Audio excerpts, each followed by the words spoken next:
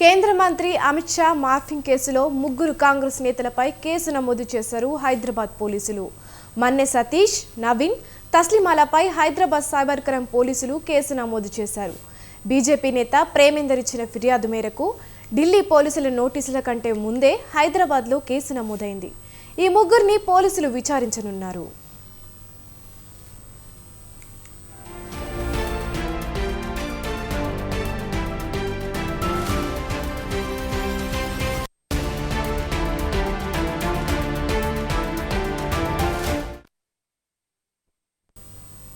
Primary ఆధారాల కోసం మరోసారి ఢిల్లీ నుంచి హైదరాబాద్ వచ్చారు పోలీసులు. నేతలకు నోటీసులు ఇచ్చి విచారణకు పిలవనున్నారు. 5వ తేదీన మరోసారి విచారణకు పిలిచే అవకాశం ఉంది. ఢిల్లీ పోలీసుల నోటీసులతో టీపీసీసీ సోషల్ మీడియా ప్రతినిధులు షాక్ అయ్యారు. 2 రోజుల్లో నోటీసులపై లీగల్గా ముందుకెళ్లనున్నారు. సీఎం రేవంత్ రెడ్డితో నోటీసులపై సమావేశం కానుంది టీపీసీసీ సోషల్ మీడియా వింగ్. సమావేశం తర్వాత కేసును ఎలా ఎదుర్కోవాలి, నోటీసులపై ఎలా ముందుకు సాగాలో అనే దానిపై స్పష్టత రానుంది.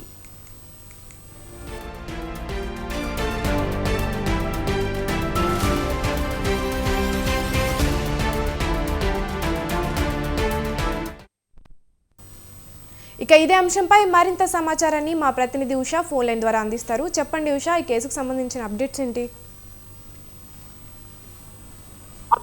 సిద్దిపేట సభలో Amit Shah morphing fake video పైన దేశవ్యాప్తంగా వైరల్ అవుతుంది. దీనికి సంబంధించి ఇప్పటికే ఢిల్లీ పోలీసులు రేవంత్ రెడ్డితో సహా పలువురికి కాంగ్రెస్ లీగల్ సెల్ ఏదైతే ఉందో, కాంగ్రెస్ సోషల్ మీడియా వింగ్ ఏదైతే ఉందో దానికి సంబంధించి మన్నె సతీష్ అలాగే ప్రతి ఒక్కరికి కూడా నోటీస్ ఇవ్వడం జరిగింది.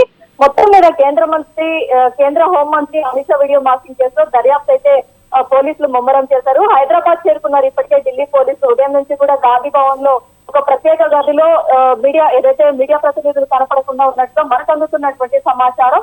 మొత్తం 5గురిని అదుపులోకి తీసుకుని విచారిస్తున్నటువంటి హైదరాబాద్ సిపిఎస్ పోలీసులు గచ్చిబౌలి పోలీసులు అదుపులోకి తీసుకుని సిపిఎస్ పోలీసులకు అప్పగించారు. పోలీసుల అదుపులో మన్నె సతీష్ అలాగే అస్మా, తస్లిమా, గీతా, శివ ఉన్నట్టుగా కూడా తెలుస్తుంది. Amit Shah video morphing case ఇప్పటి వరకు కూడా 4గురికి నోటీసులు అందజేసిన ఢిల్లీ పోలీసులు 6 సెక్షన్ల కింద కేసు నమోదు చేశారు. బీజేపీ నేత మహేందర్ రెడ్డి ఇచ్చినటువంటి ఫిర్యాదుతో హైదరాబాద్ సైబర్ క్రైమ్ పోలీసులు కేసు నమోదు చేస్తున్నారు.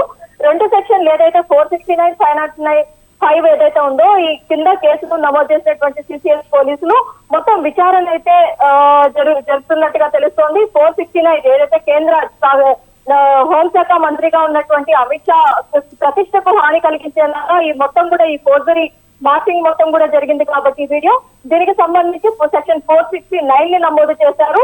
అలాగే 505 ఏదైతే దుష్ప్రచారం, ప్రతి ఒక్క లోక్సభ ఎన్నికల ప్రచారంలో ప్రతి ఒక్క కాంగ్రెస్ అభ్యర్థి కూడా దీన్నే మార్ఫింగ్ వీడియో ఏదైతే ఉందో దీన్నే వాడుతున్నారు. ప్రతి ఒక్క ప్రచారంలో కూడా రిజర్వేషన్లకు సంబంధించి అసత్య ప్రచారాన్ని అమిత్ షా చెప్పారనుకోవడంలోనే ఈ మార్ఫింగ్ వీడియోని చెప్తున్నట్టుగా ఈ 505 నమోదు చేశారు. మొత్తం 2 సెక్షన్ల కింద కేసు నమోదు చేసి సైబర్ క్రైమ్ పోలీసులు గచ్చిబౌలి పోలీస్ స్టేషన్ నుంచి అలాగే వారిని సిసిఎస్ పోలీస్ స్టేషన్ కి తరలించే అవకాశం ఉంటుంది.